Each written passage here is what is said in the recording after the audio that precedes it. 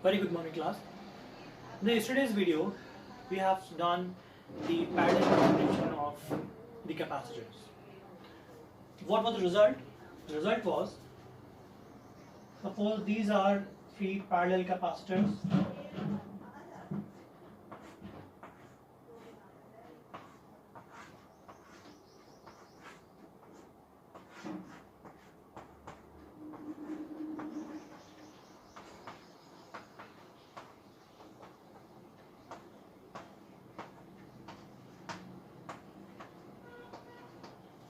This was the circuit diagram. The equivalent capacitance was C1 plus C2 plus C3. That means in this case, the equivalent capacitance can be determined by adding all the capacitances in the parallel, right? As you can see that the charge in each capacitor is different, but voltage is same in the case of parallel. What if, we can say a special case here, what if all the capacitors having the same value? That means C1 is also C, C2 is C, C3 is C, they are up to N. So if N capacitors of capacitance C is connected in parallel, right? So what will be the equivalent capacitance? C equivalent will be N into C. That means simply just multiply the number of capacitance with the single value of capacitance. Okay, this is how we can calculate this. So we have done the series combination, we have done the parallel combination. Let's have a numerical based on the combination of capacitors. So we have the circuit diagram and we have to calculate the equivalent capacitance in this case. Okay, so you can see that these two capacitors are in series. So first we'll solve these capacitors. When the capacitor in series, then the equivalent capacitance is equals to 1 upon C1 plus 1 upon C2, right? And I told you if we have two capacitances, we can directly solve by the formula C1 C2 upon C1 plus C2. So when these two capacitors, we solve them, what we get? This circuit diagram will become like this.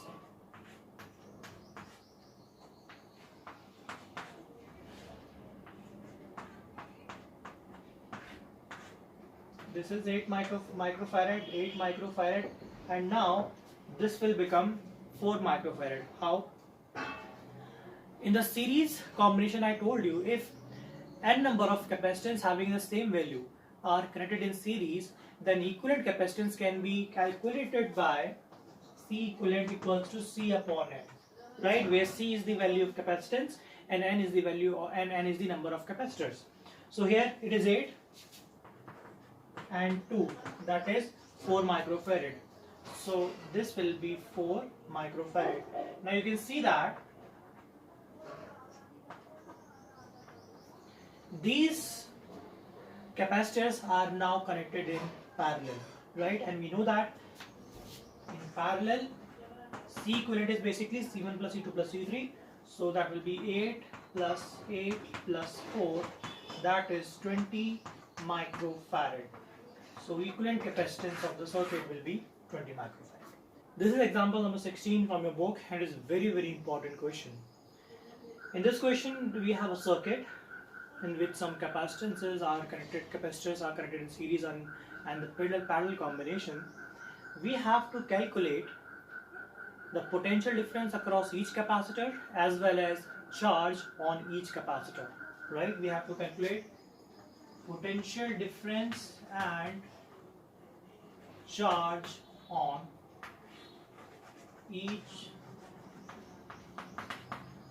capacitors as well as C equivalent. That means equivalent capacitance of this circuit. Okay. First we have to we can say re-diagram this circuit, because you can see that we have the voltage source here. So when we reconstruct this diagram will be become like this. See, this is this is a terminal. So if we pick this terminal and stretch it like this, right, it will be opened, and the circuit diagram will become then like this 100 picofarad. It will become like this. See, I'm stretching this terminal like this. So, and this circuit will become like this. And this is the 100.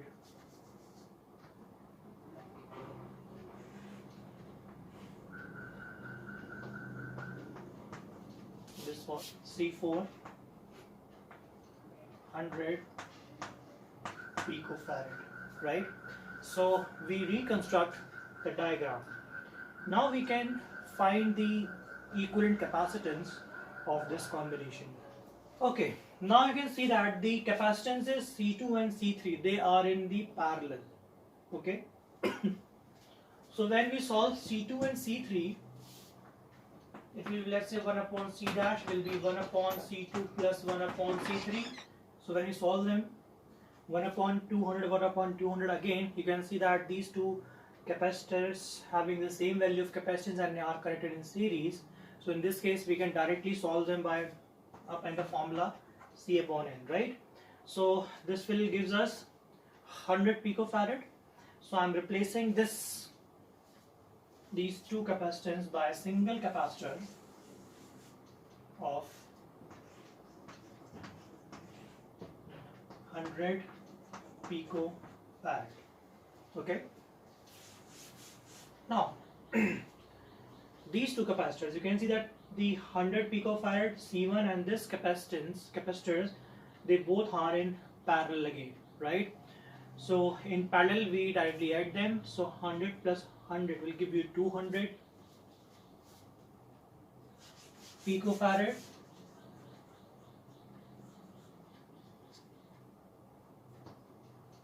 Okay.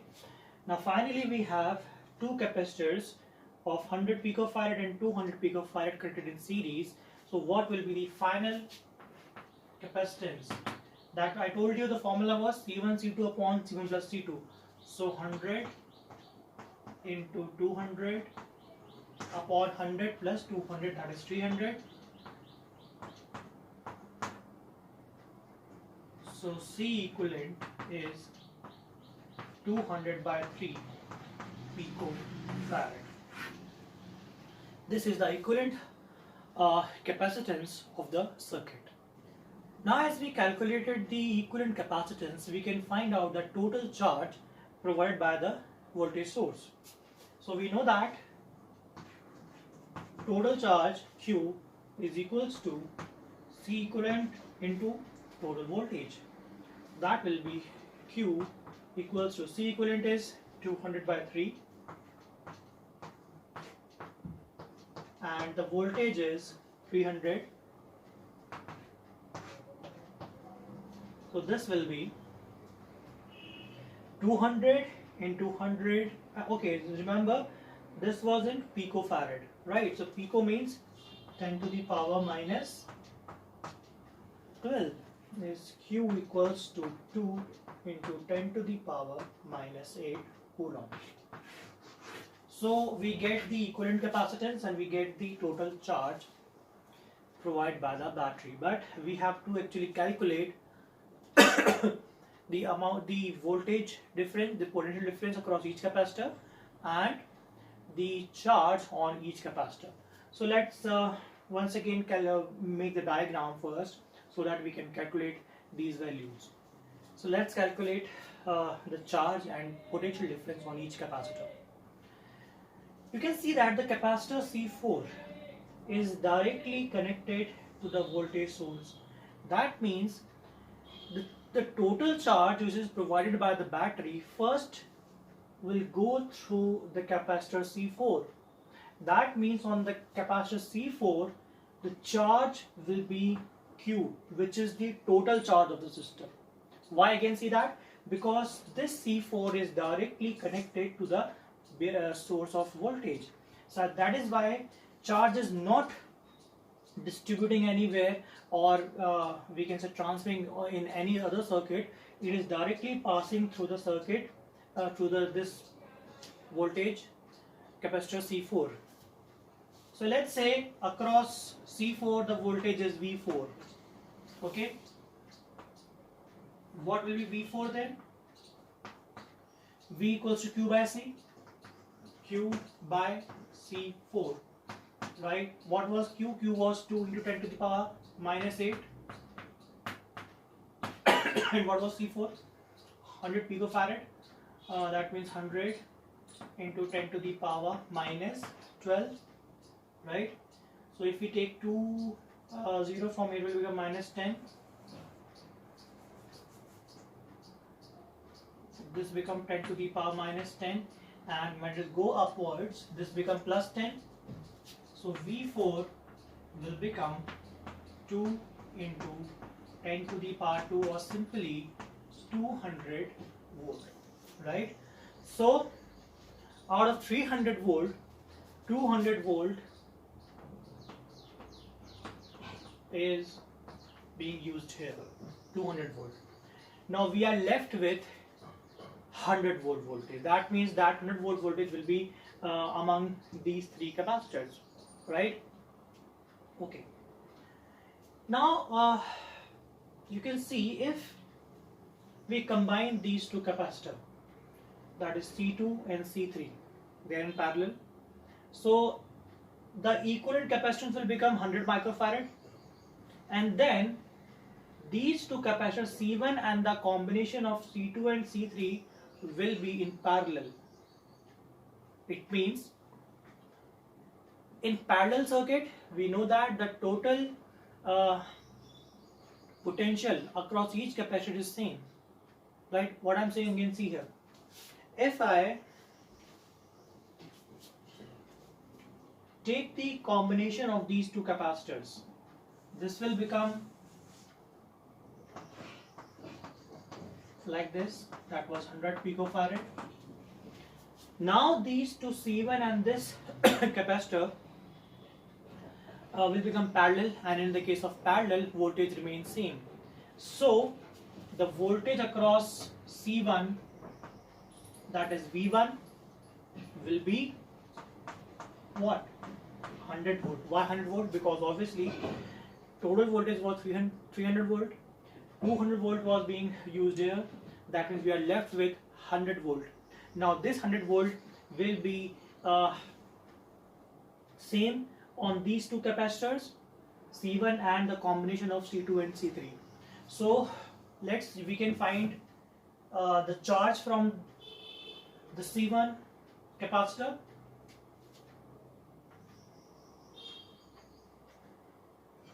So Q1 will be C1 V1, and C1 is 100 picofarad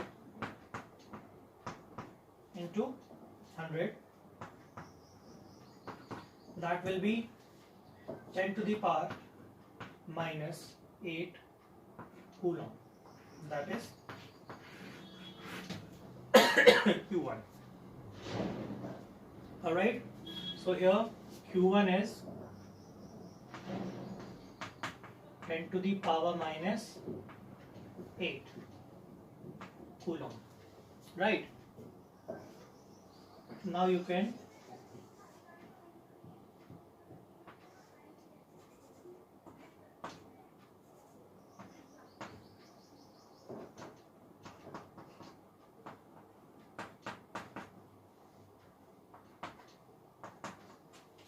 okay. Now we have charge and potential on C4. We have charge and potential on C1. Now we are left with the charge and potential on C2 and C3. The total charge was 2 into 10 to the power minus 8. right? Here the total charge is 2 into 10 to the power minus 8. Now we have just calculated the charge on the first capacitor 10 to the power minus 8.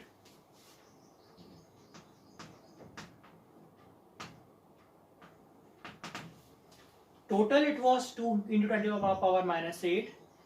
10 to the power minus 8 is transferred to the C1. That means we are left with only 10 to the power minus 8 coulomb.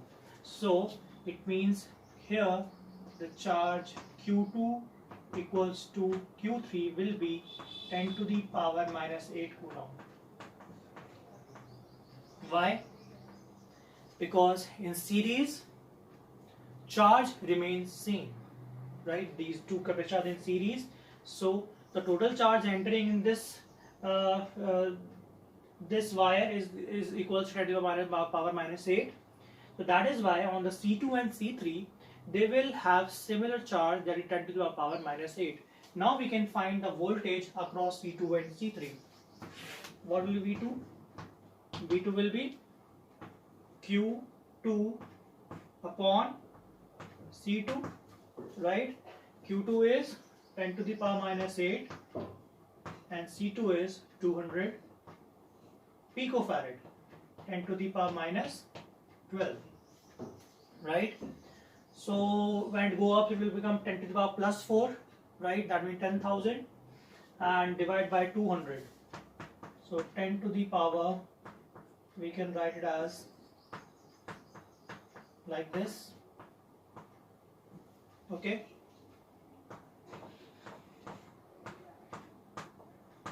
This will be 50 volt. And similarly on the C3 it will again 50 volt. So we have calculated the charge on each capacitor as well as the potential on each capacitors, right?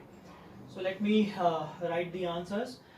Okay, once again see how I solved the question. Okay, let's revise it first. To find the total charge provided by the battery, first we have to calculate the equivalent capacitance of the circuit, right? So you can see that these two capacitors are in series. So 200 and 200 will give 100 picofarad. Now this 100 picofarad is parallel with the another 100 picofarad, and in the parallel capacitor directly added. So 100 plus 100, that is 200 picofarad. This 100 picofarad and 200 picofarad are in series, which give you 200 by 3 picofarad. That was the total equivalent capacitance. So once we get a total equivalent capacitance, we can find a total charge by the formula Q equals to CV. So we have calculated the total charge, that was 2 into 10 to the power minus 8 coulomb. Now this capacitance, the capacitor C4 is directly connected to the voltage source. That means the total charge which is provided by the battery first passes through the capacitance C4, right? That is why the total charge from the battery will pass from the C4, hence the charge on the C4 will be 2 into 10 to the power minus 8. So now we know the capacitance, we know the charge, we can find the voltage. Now because this system, you can see that the combination of C2 and C3 and the C1, they are in parallel, and in parallel case voltage remains same. That means the voltage across C1 and the combination of C2 and C3 will be same. The voltage on C4 was 200 volt. Total voltage was 300 volt. So that is why we are left with 100 volt. And the C1 capacitor and the C2 and C3 combination will have 100 volt. Now we know that on C1 voltage is C1, voltage is V1, that is 100 volt. We know the capacitance, so that is why we can find the value of charge Q equals to CV. So when we calculate the charge on C1 is 10 to the power minus 8, right?